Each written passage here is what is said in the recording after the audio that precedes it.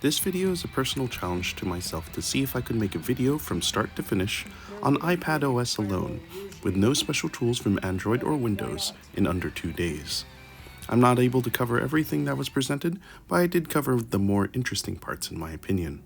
This is an Android fan's perspective on WWDC21, made on iPad.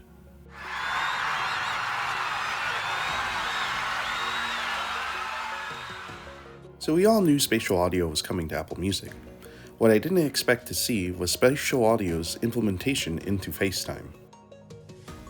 Grid View is a welcome addition, but it isn't anything new to those familiar with Zoom or even Discord. Something cool is sharing various media with others such as HBO, Disney Plus, and Twitch. It does remain to be seen if those guests need to have subscription to the service or not. Additionally, FaceTime now has the option to get other users without an Apple device in on the fun. You can send non-Apple users a link that they can click to join your FaceTime call, similar to Zoom's meeting links. Messages gets a minor update with a collage design. Various apps get a new Shared With You section, allowing you to see at a glance things people have sent you. Notifications gets a major revamp. You can now set the current mode, such as home, work, or others, and your notifications will follow rules set for that mode. For example, you can set for work and only receive messages from coworkers and project updates, while being at home you can set that mode for getting messages from family and ignoring work. Any notifications you have set to be received quietly will show up in a notification summary.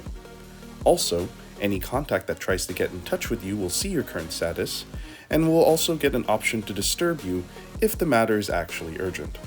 In addition, your status will be synced across all your iDevices as well. Apple is adding new features to their photo service. Using AI, it can detect where text is in your pictures, and you can use the search function in Photos to find that or other related subjects like people or pets as well. This feature isn't new and has been seen in Google Photos and Amazon Photos, so Apple is playing catch up here. Another feature in Photos is Memories, an AI-curated slideshow of pictures and events that's even set to the beat of Apple Music.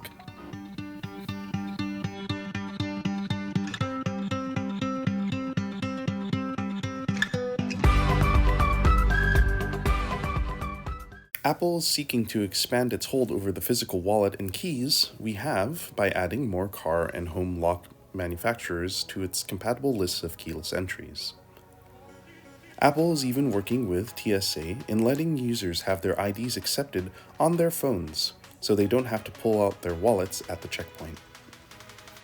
The Weather app gets new animations. Apple Maps gets an expansive globe view with 3D elevation and landmarks.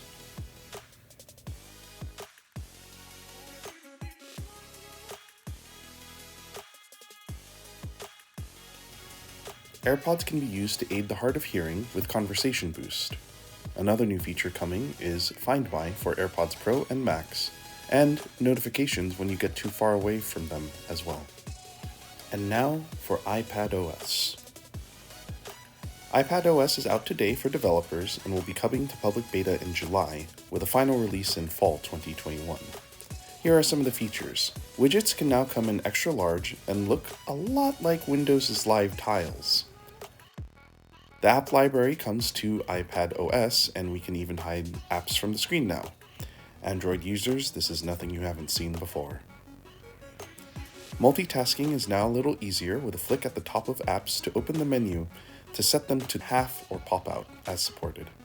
Notes, like Pages, can be collaborated on and have people mentioned with the @ symbol.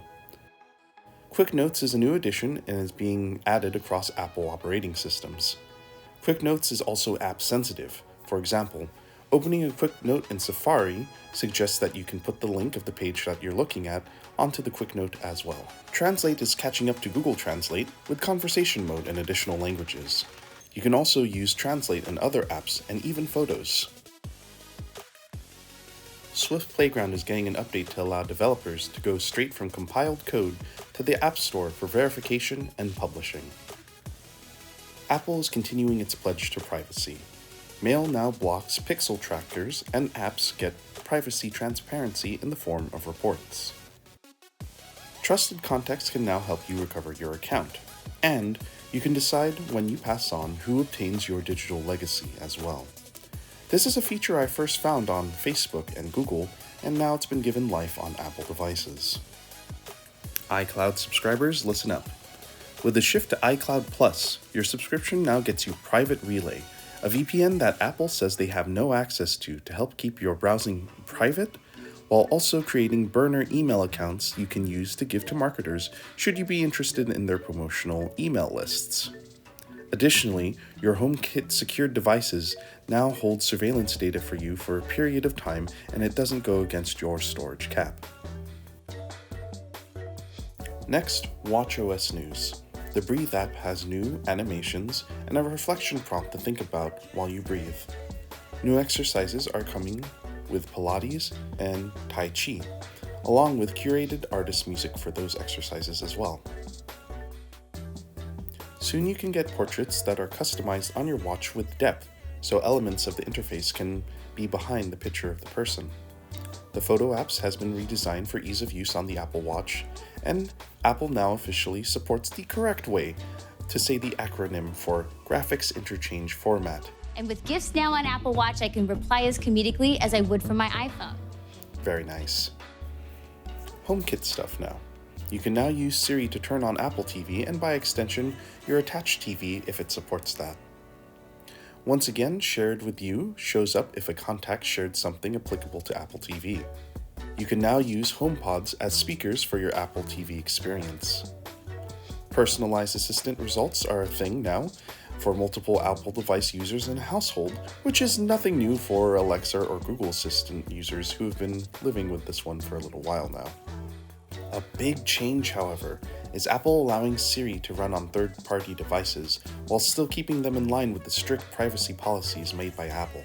This is all on the new Apple Internet of Things platform called Matter. Using Matter, your home cameras can detect people and packages, and you can manage all your cameras on Apple TV at once with Camera View. So you can drink your wine and feel like some kind of supervillain in your smart house. The next macOS has a new name, Monterey, and here are some of the big features in store. Universal Control allows an Apple user to flow from their Apple devices seamlessly using only one set of keyboard and mouse inputs, similar to Synergy on other platforms. You can even take files from one device to another, drag and drop style. I have to admit, that's pretty damn cool. Along with this, AirPlay to Mac is also a thing now too. With Monterey, Shortcuts is coming to macOS.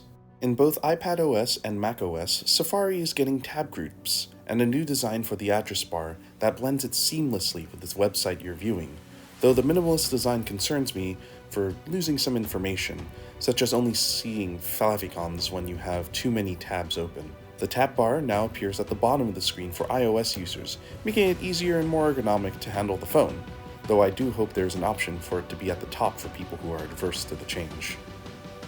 Along with this, Safari is adding extensions to iOS and iPadOS as well, which makes me excited so I can just dark mode everything and save my eyes.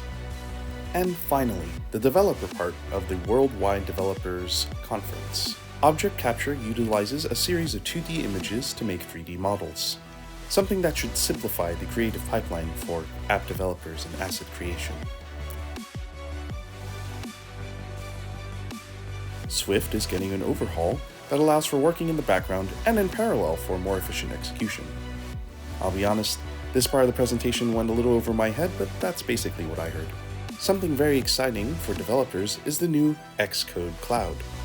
Basically, the cloud compiles the app for you when you upload it, allowing your hardware resources to be used for other tasks in the meanwhile.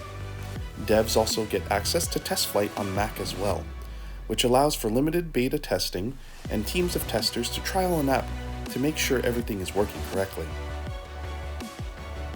Once again, the new updates are available for verified developers to try now, with a public beta release in July and a full release in the fall. Thanks for watching.